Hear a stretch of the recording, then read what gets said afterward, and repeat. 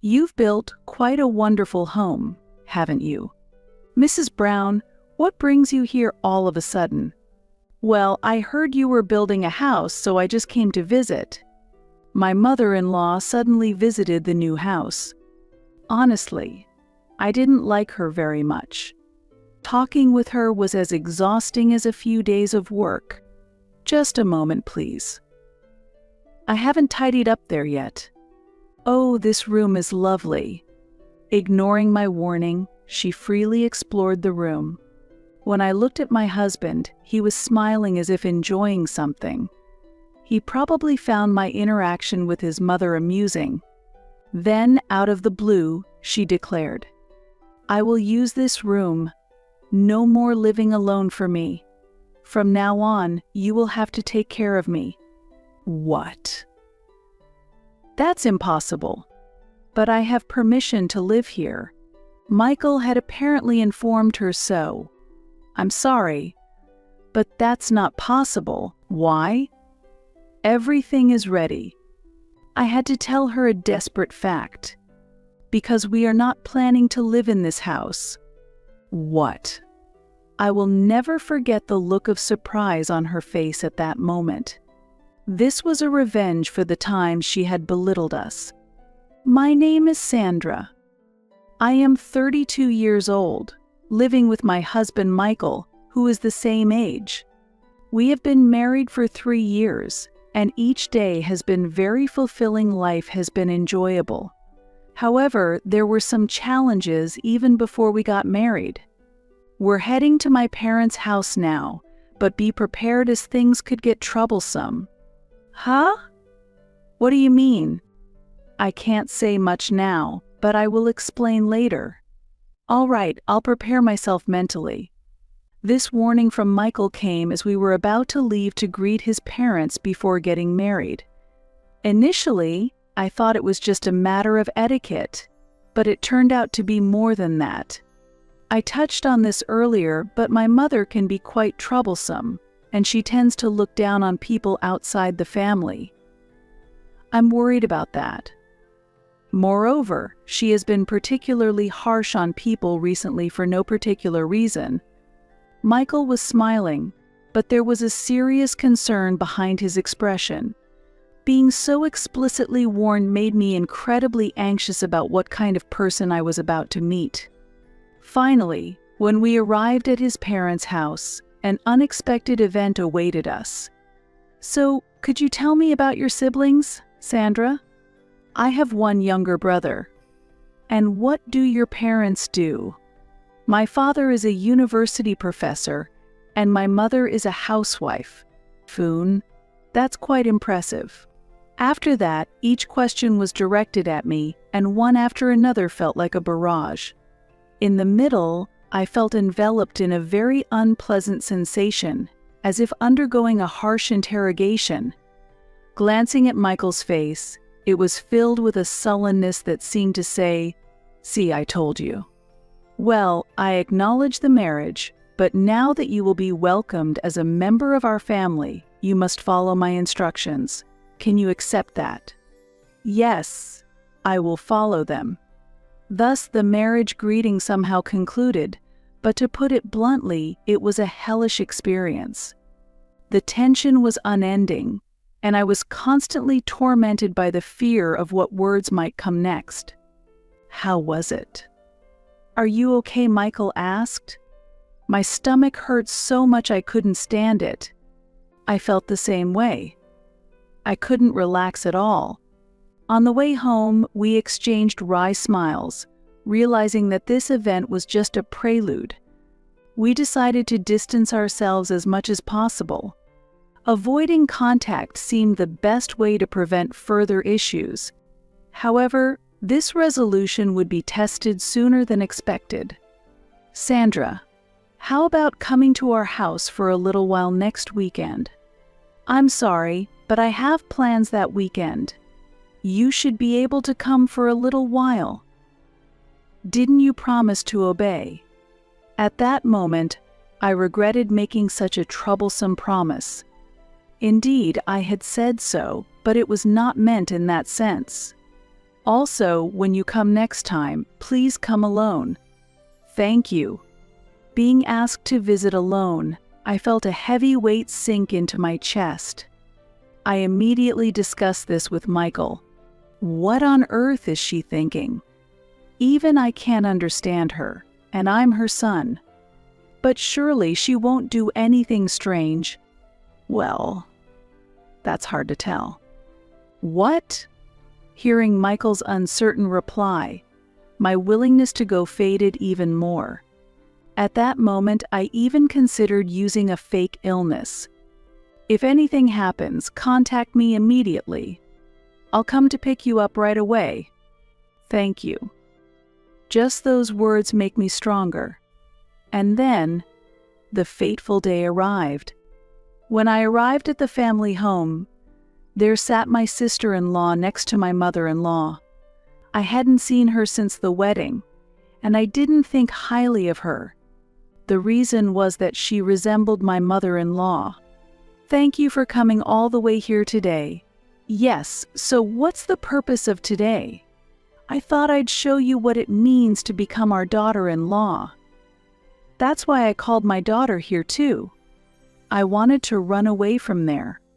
However, the two of them wouldn't allow it, and I would come to strongly regret not having pretended to be sick. First, Sandra, could you please do some cleaning? Do it properly. Until we say you can stop." "What do you mean?" That's when the whole house cleaning began. From sweeping with a broom to mopping and even tidying up each room, a thorough clean was demanded. During this time, my sister-in-law did not help at all. If she found even a small bit of trash left, she made me do it all over again. Before I knew it, 4 hours had passed since I started cleaning. "Could I please take a short break?" "What? Someone who can't even clean properly doesn't need a break. Start again quickly. Just 5 minutes. Stop nagging." With that, my sister-in-law forcefully kicked a bucket filled with dirty water. The water started spreading quickly. Who did she think would clean this up? Then, my mother-in-law appeared. "How long are you going to keep doing this? She won't follow any instructions at all. Mom, say something." All I could do was look up at the sky. Dealing with my sister-in-law was tough enough, but now the even stricter mother-in-law had joined. Foon, why did Michael marry someone so incompetent? That's obvious, isn't it? Because Michael is the same. Indeed, you're right. At that moment, I suddenly remembered. From what Michael had told me, his late father and my mother-in-law did not get along. According to him, even his father had been at his wits' end with the troublesome mother-in-law. The resentment towards Michael was because he reminded her of her husband. It seemed like such a trivial reason. She's not good at cleaning, but maybe she can cook. Then, let's have you make something. And so, the agony of cooking began. I made several dishes, but I stopped counting halfway through. How can someone make such horrible food? Really? Even my child wouldn't make such food. Did you hear that? If you understand, then hurry up and redo it. I tried to make it again, but I had already reached my limit. If I continued to obey them, I would break down both mentally and physically. The moment I tried to reach for my smartphone. What are you hiding and doing? After that, my smartphone was snatched and thrown outside. My last hope was lost. I no longer knew what to think. When people become desperate, this is what happens. Truly a useless daughter-in-law. Can't you even see the meaning of life? Mom, isn't that a bit too much? Even if it's true, don't you think that's a bit cruel to say? The two of them were laughing heartily. Just then, the front door opened and someone came in. I looked up, exhausted. There stood Michael. Sandra, let's go home. What are you talking about? Her education isn't finished yet. What are you saying? This is clearly abuse. What? You have no right to say that. Quietly, Michael took my hand, and we left the house. His demeanor was like that of a prince. Behind us, my mother-in-law shouted, "Do you understand what the consequences of doing this will be?" "Whatever, I'm taking her home." This is how I was freed from that torment. Sorry for being late. It's okay. I believed you would come. I couldn't get through on the phone, so I hurried over. I got stuck in traffic on the way. I see. Ah, the smartphone they threw away is still there. They did that too. Michael couldn't help but sigh. Honestly, I never want to go back to my in-laws' house again. Although I was somewhat prepared, it meant nothing in front of those two. To me, those two were no longer mere humans, but something else. But I'm really worried if this is really okay. I can't get what your mother said out of my head. Let's just ignore all contacts from them for now. It's best until things calm down. That's true. Despite intermittent contacts from my mother-in-law, we consistently ignored them. Our peaceful life continued. Then, one day, about 3 months later, the doorbell rang. "Hey, was someone supposed to visit us today?" "No, we didn't have any plans." When I went to check the front door, there stood my mother-in-law, who I had been desperately hoping to avoid. It was the worst possible timing. "It's been a while. I've been trying to contact you, but you've kept ignoring me." My mother-in-law entered the house boldly. It was clear that this would lead to troublesome situations. "Mrs. Brown, why are you here?" "What? Am I not allowed to visit?" "I just came to check on my son." But to visit without any prior contact. Michael seemed helpless in front of his mother. I started to look for a way to send her back. I didn't want our stable days to be disturbed any further. By the way, this house has no charm at all. "Do you actually enjoy living here?" "Of course. We just don't waste money on unnecessary things, unlike some people." "Are you referring to me?" "Not specifically." A confrontation with my mother-in-law seemed imminent. I just wanted her to leave as soon as possible. However, there was no sign of her leaving. At that moment, Michael stepped in. "Sorry, but we're actually heading out now, so it would help if you could leave for today." "Well then, I'll wait here. Have a good time." You're not trying to get rid of me by lying, are you?" I could feel the malice in her character. It was clear that continuing the argument would get us nowhere. In the end, we changed our plans and went out. 2 hours later, I received a message from her. "I'll be leaving now. Take care." "What?" "Mrs. Brown, wait a second." The call ended abruptly. I was relieved for the moment, but when we returned home, it looked as if it had been ransacked. My mother-in-law most likely had intentionally made a mess to blame us. What is this? It might have been revenge. Anyway, we need to clean up. We continued cleaning up late into the night, not finishing until after midnight. We reached the point where I felt we no longer needed to hold back against my in-laws. We resolved to find a way to retaliate against my mother-in-law. Although my sister-in-law was also problematic, we expected her to self-destruct, so we decided to just watch and not intervene. I've reached my limit. I want to do something about this stress before it destroys me. It's unbearable, even though she's my own mother. What can I do to teach her a lesson? If only there was a way to change her fundamentally. But is that really okay? I have approval from Dad. He said I could do whatever I wanted before he passed away. I'm relieved to hear that. Then there's no need to hold back.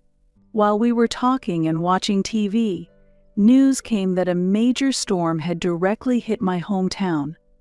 At that moment, an indescribable sense of anxiety overwhelmed me.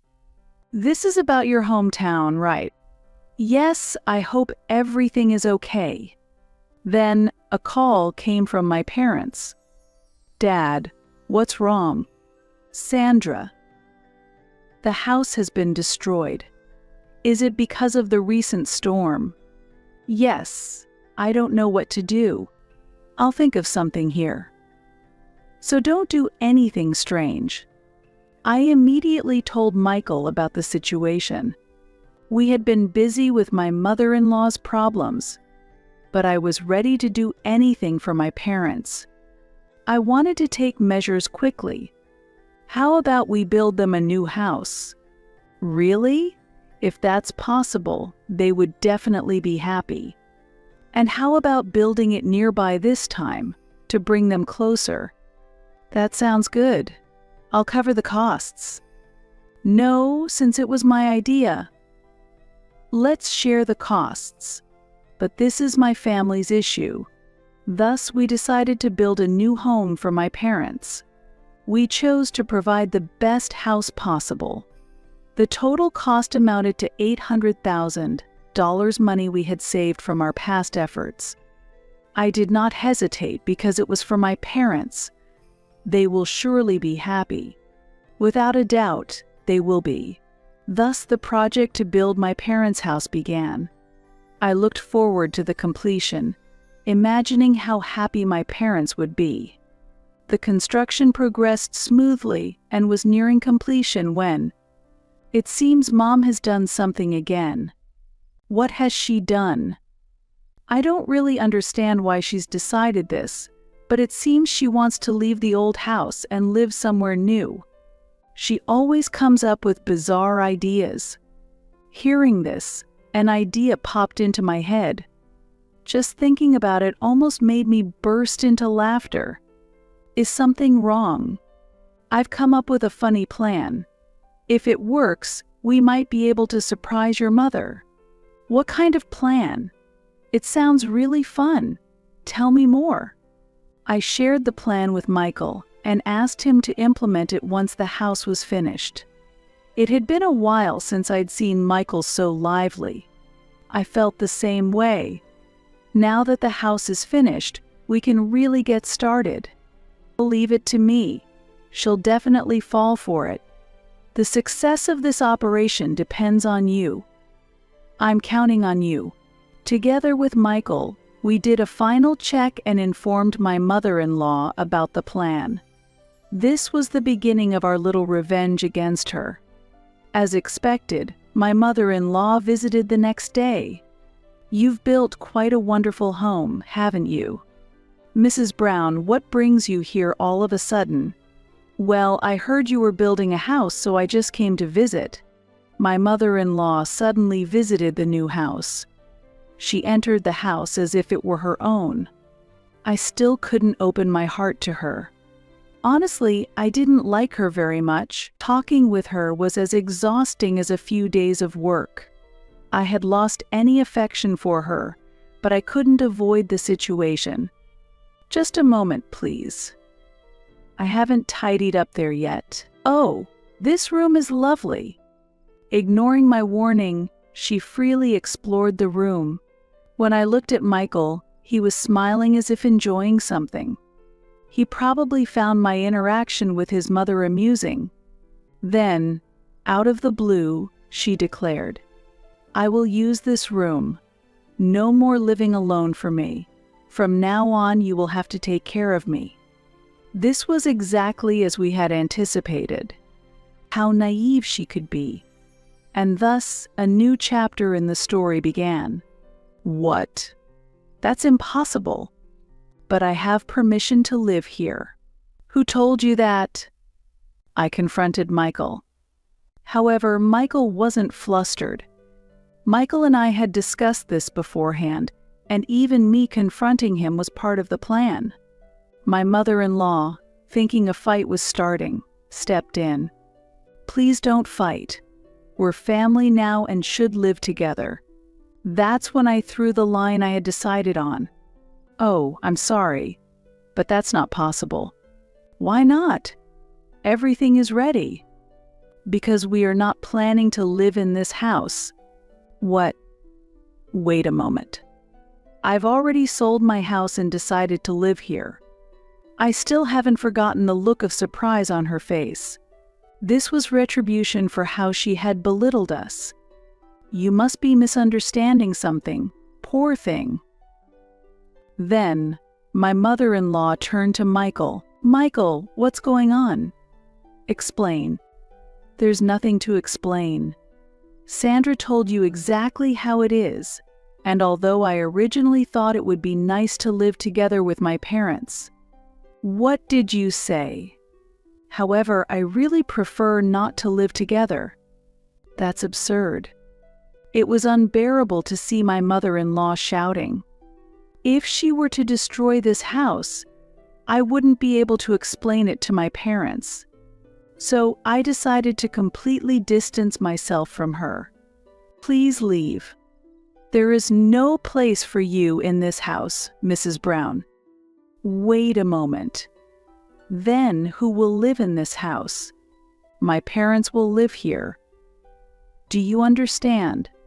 Where am I supposed to live then?" My mother-in-law seemed to realize the gravity of the situation, her energy noticeably deflated. Everything was going according to plan. Michael and I couldn't hide our joy at seeing her like that. "Don't worry, your daughter is around, right? You'll be fine." "But she's going through a tough time right now with her divorce. She can't afford to help." I knew this fact from Michael and had suggested it based on that information. But it might be a bit mean. That's unfortunate. But it has nothing to do with us. Don't you have any sympathy? I'll return those words to you. I haven't forgotten what happened in the past. That's the situation, so please give up. Thus, we drove my mother-in-law out of the house. The back of my mother-in-law being driven out looked very small. There really was nowhere for her to return to. By the way, I heard from someone I know that my sister is getting divorced. Her ex-husband's decision was wise. Yes, even if she tries to hide her personality, it will eventually be revealed. It's poetic justice that she has ruined herself without our intervention. Afterward, it seems the mother-in-law had to rely on my sister-in-law because she could no longer live at the already sold family home. However, my sister-in-law has been a housewife all her life, so it was extremely difficult to find a job for her. Currently, they are making ends meet in a run-down apartment. Sandra, I apologize for everything in the past. Please help me. What benefit would there be for me to do such a thing? I am your mother-in-law. Even so, I'd rather not. What did you say? My mother-in-law was quite upset in the end, but I was indifferent. I had no intention of sympathizing from the start, and whatever the outcome, it did not concern me. It's been a long time since I've felt this clear-hearted. With no obstacles in the way, fun days were ahead. In the midst of this, my parents made a proposal. "Why don't we live together?" "Ah, but that house was built for you and Dad to live in." "That's true, but it's too big for just the two of us, and it would be reassuring if we were all together." Michael and I looked at each other and nodded. "Let's do that," we decided. I didn't like imposing self-serving opinions, but I wholeheartedly agreed with such a proposal. Not only was there joy, but there was more surprising news. I'm pregnant. Really? Maybe someone somewhere was watching over us. From now on, we will move forward into a hopeful future with our new family.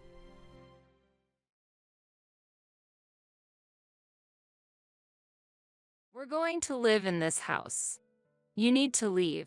It was at that moment that the cunning strategy of the calculating mother-in-law was realized. I had my doubts about my mother-in-law's unusual attitude from the beginning. However, my lack of attention led to a mistake that, in the end, caused the outcome my mother-in-law intended.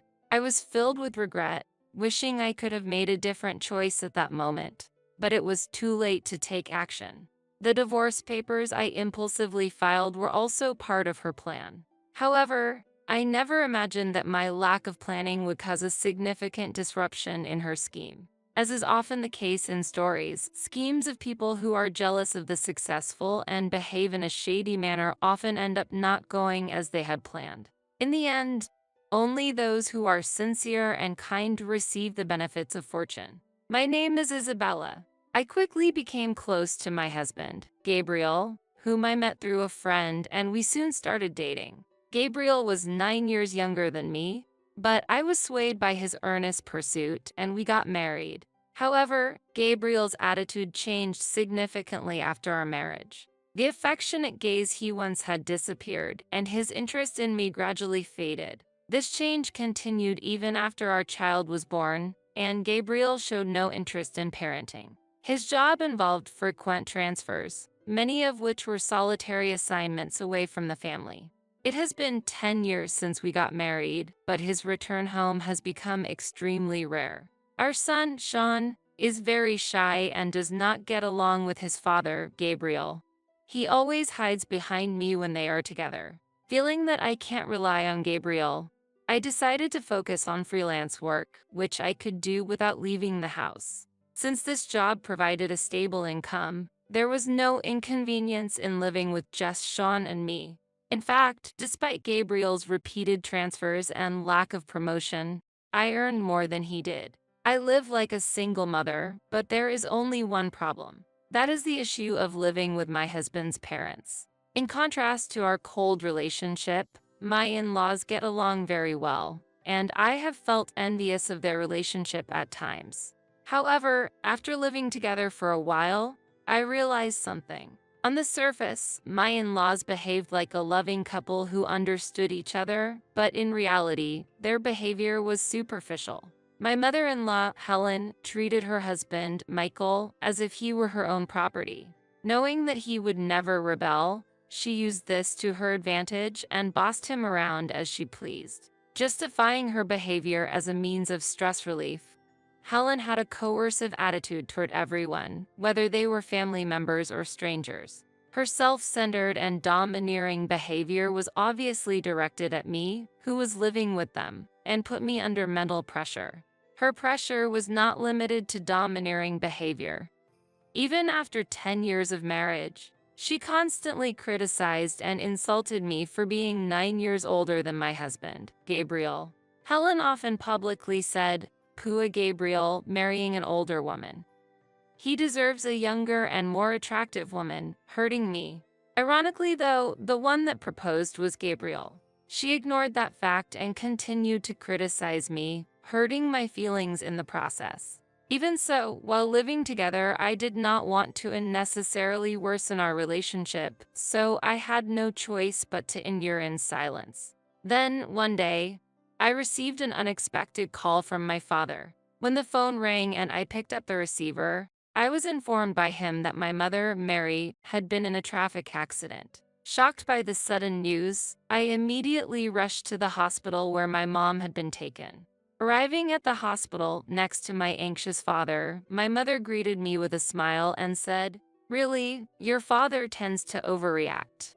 Don't worry, I'm fine." Seeing her healthy appearance and cheerful response, I was relieved that she had not suffered any major injuries.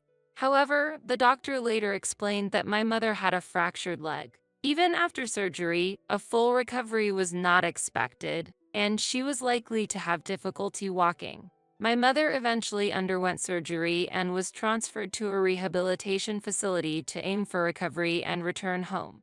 After 6 months of rehabilitation, she became somewhat able to walk, but she could not regain her previous freedom and needed a walker even after returning home. After she was discharged, I decided to spend a few days with her and realized that it would be difficult for my elderly father, who suffers from back pain, to support her daily life alone. As a result, I began visiting my parents' house frequently, juggling work, taking care of my child, and dealing with my in-laws in addition to supporting my parents. My mother-in-law, however, seemed dissatisfied with my choice to take care of my own parents and never offered me a word of comfort despite my busy life. Do you not feel ashamed that a daughter-in-law is neglecting her household duties? My husband and I are exhausted from work. Yet what are you doing? She continued to criticize. Despite feeling irritated by her words after my tiring days, I managed to suppress my anger and barely managed to respond with a forced smile. Feeling that I could no longer continue in this situation, I confided in Gabriel about considering living with my own parents. Well, that sounds tough, but I'm busy with work. Gabriel responded with the expected lack of interest. Disappointed by Gabriel's half-hearted reception of my desire to leave the in-laws' house, I was disheartened. Well, my parents will manage somehow. What you want to do is up to you. Gabriel's indifferent comment pushed my patience to its limit, and I decided to live with my parents and proceeded with plans to build a duplex house. I informed my in-laws about my parents' situation and the de facto consent I had received from Gabriel. It initially seemed like my mother-in-law would try to stop me from leaving the house, but to my surprise, she smiled kindly and showed consideration for my mother. Oh, was it that difficult? Indeed, it's better to have them close. She responded warmly, which made me suspicious and sent a chill down my spine. I couldn't wholeheartedly accept the superficial kindness of my in-laws and remain cautious.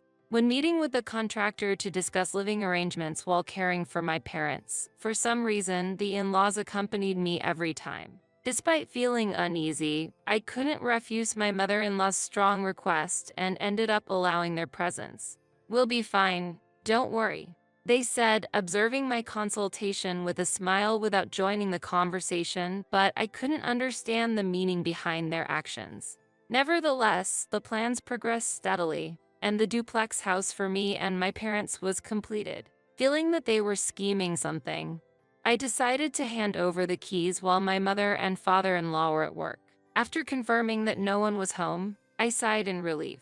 That evening, while preparing dinner, my mother-in-law made a sudden, strange suggestion. "I heard the new house is finished. Can I see inside before you move your belongings in? I want to get some ideas for when we might need care in the future," she said in an unnaturally kind tone.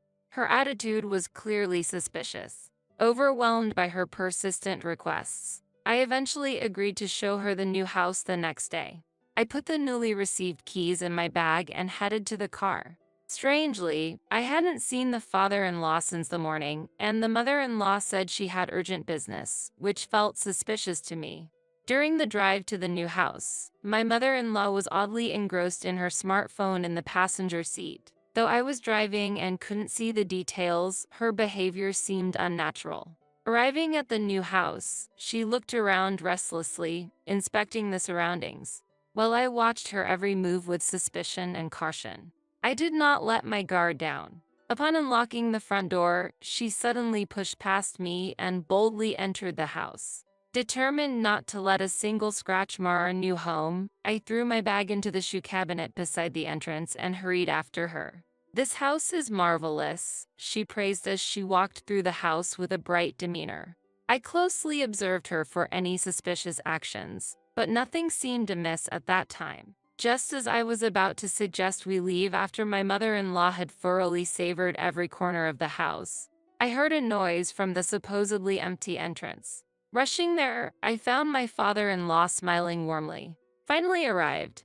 You can go ahead and bring the luggage," he called out, and as if on cue, luggage began to be carried in one after another. Confused by what was happening, I tried to stop the influx of belongings but was hindered by my in-laws, and before I knew it, everything was over. "What on earth is going on?" I demanded, and my mother-in-law looked down at me with a smug expression. "We're going to live in this house.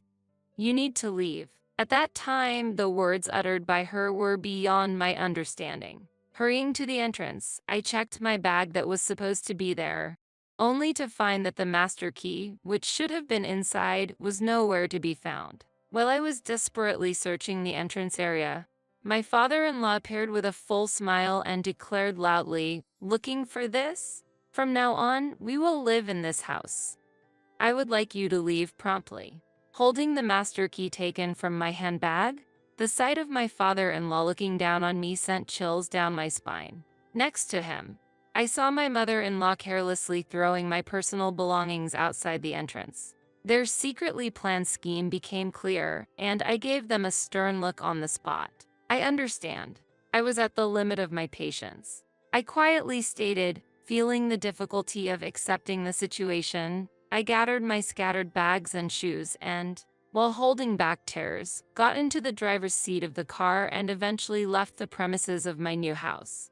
Heading straight from the new house to the city hall, I received the necessary documents for divorce proceedings, and upon returning home, I found that numerous essentials, including shoes and clothes that should have been there until the morning, were gone. It was only at that moment that I realized why my mother-in-law was glued to her smartphone during the ride. It was so she could coordinate a plan to take over the new house with her husband. Deeply disappointed, I headed back to the new house. When I pressed the intercom button, my mother-in-law's bright and satisfied voice reached my ears. As if to thwart my attempt to reclaim the house, she locked the door and peeked out through a small gap. When I handed her the divorce papers through the narrow gap, the documents unexpectedly swiftly returned with Gabriel's signature. Just as I expected. "I'm glad I prepared beforehand. And thank you for leaving the house-related documents for us," my mother-in-law said smoothly. The mortgage and other related documents for the new house were kept in the new home so that they wouldn't get lost. I calmly tried to resist for the final time, but my mother-in-law coldly sneered at me. "I've already contacted the bank. We won't concern ourselves with what happens next," she declared. "I'm surprised at your naivety. We're already preparing for refinancing and other necessary procedures," she continued. Shocked, I returned home, quickly packed my and my child's belongings, and prepared to move, relocating to my parents' house within the day. About a month later, an unexpected call came from my mother-in-law. Wondering what it might be about, I answered, only to hear her screaming in an intense tone on the other end. "Wait, this is not what we agreed on. You deceived us," she accused me, despite the fact that they were the ones who had devised the scheme. "What exactly do you mean?" I inquired. My in-laws had deceived me and forcefully took the newly built house from me, thinking I had also already completed the refinancing of the mortgage. However, the miscalculation was, unexpectedly, on their part. Facing a demand for a lump sum repayment from the bank, my mother-in-law had been trying to secure a new mortgage from another bank. However, by proceeding with the contract without paying attention to the mortgage details, she committed two major mistakes. The first error was that the mortgage was solely in my name. My mother-in-law misunderstood that Gabriel and I had taken out a joint mortgage and was appalled at the lump sum amount she was requested to repay. Moreover, she naively thought that being co-borrowers meant only half the mortgage payment would suffice. But reality was not that simple. Repeatedly making unilateral demands at the bank, my mother-in-law eventually got denied and seemed to have ended up securing another mortgage using different financing. Yet, there was another crucial point that she had overlooked. Another miscalculation was related to their age. While I had some leeway in borrowing capacity and term, it was impossible for my in-laws, who were both over 60, to secure funds under the same conditions.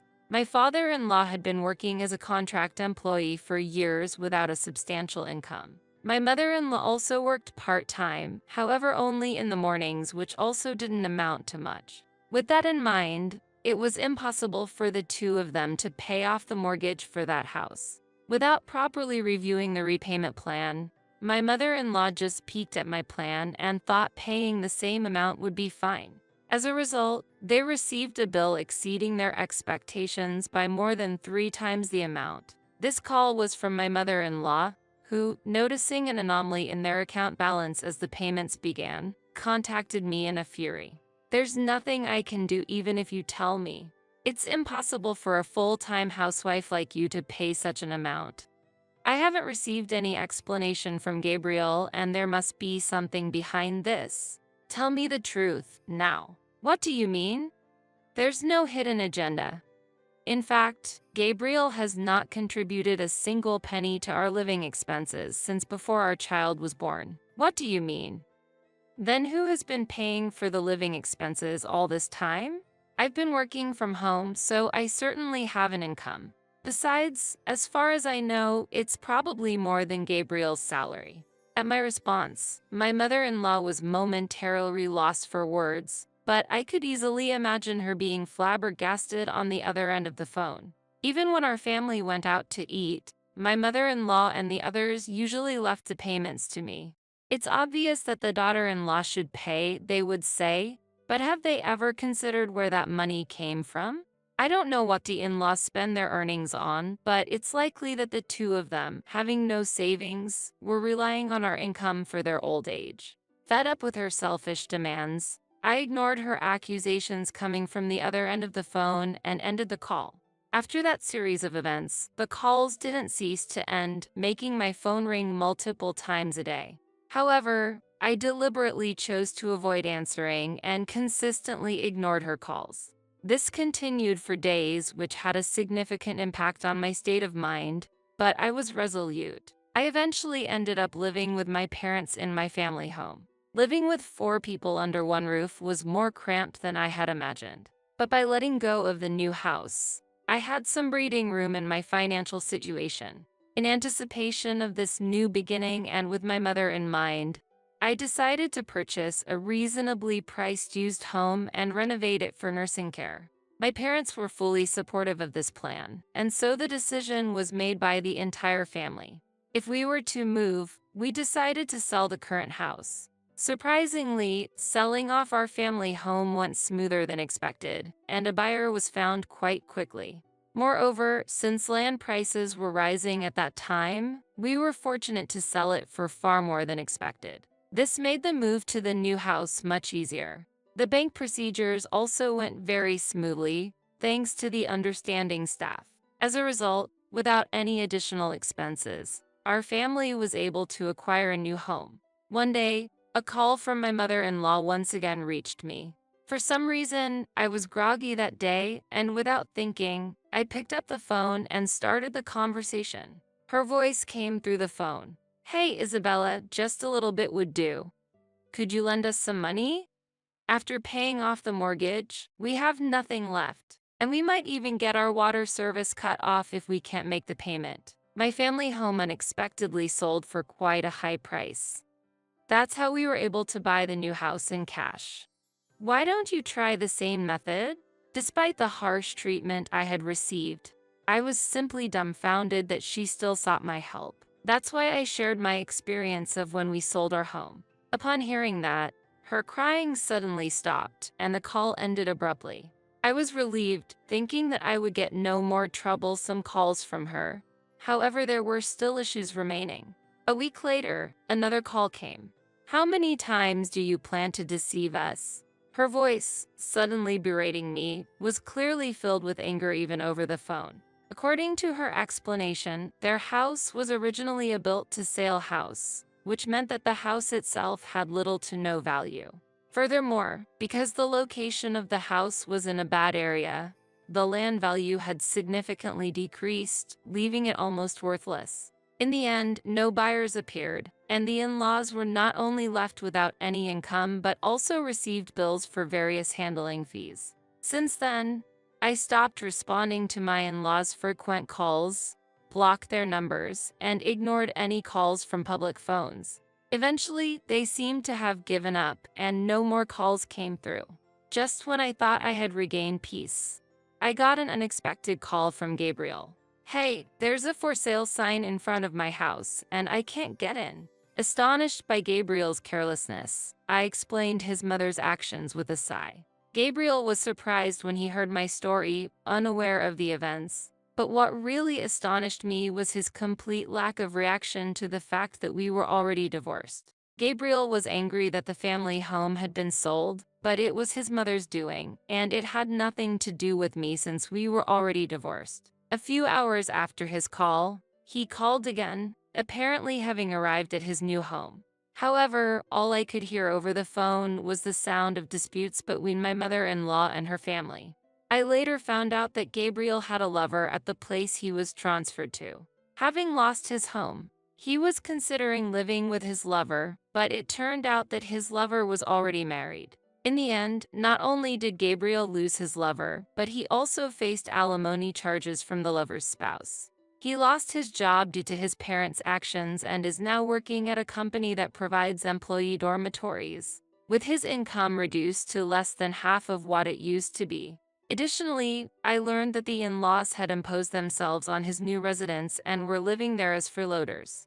After remodeling the old house and moving in, our family had started a new chapter in our lives. I have remarried Mr. Brown, an older man who kindly advised me on the house renovations. Having shared experiences of divorce and children, we immediately clicked and are now enjoying fulfilling days based on shared values. Mr. Brown is warm-hearted and actively helps take care of my parents, using his professional knowledge to quickly solve any problems they face, which is incredibly reassuring. While caregiving is challenging, I am deeply satisfied with my current life, living peaceful days with a trustworthy husband and lovely children.